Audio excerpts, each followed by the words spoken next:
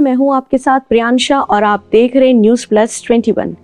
उत्तर प्रदेश में आगामी चुनाव को देखते हुए प्रदेश के मुखिया भूपेश बघेल उत्तर प्रदेश के दौरे में हैं, जहां वह कोरोना नियमों का उल्लंघन करते हुए भारी भीड़ लेकर लोगों से जनसंपर्क किया।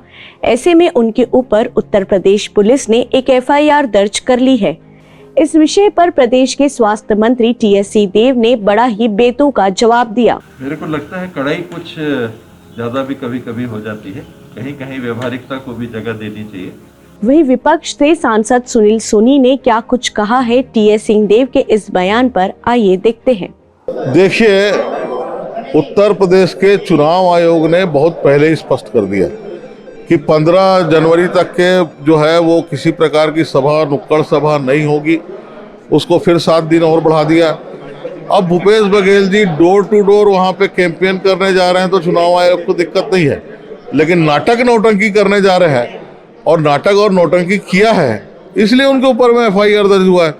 तो नाटक नौटंकी का वहाँ कोई स्थान नहीं है। वहाँ पे ईमानदारी से अगर कुछ करना चाहे और नाटक नौटंकी का हिस्सा बना के जो है वो छपास रोक के एक आदी हो गए, और उसका परिणाम है कि FIR दर्ज हुआ है, और भविष्य में और भी ऐसे कृत्य करेंगे तो और दर्ज होगा। और इसके अंदर में मोदी जी और योगी जी कहाँ हैं? अब तो जो करना है चुनाव आयोग को करना है।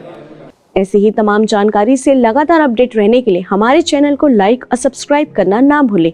नोटिफिकेशन के लिए बेल आइकन जरूर दबाएं। देखते रहिए न्यूज प्लस 21, आपके हक की बात।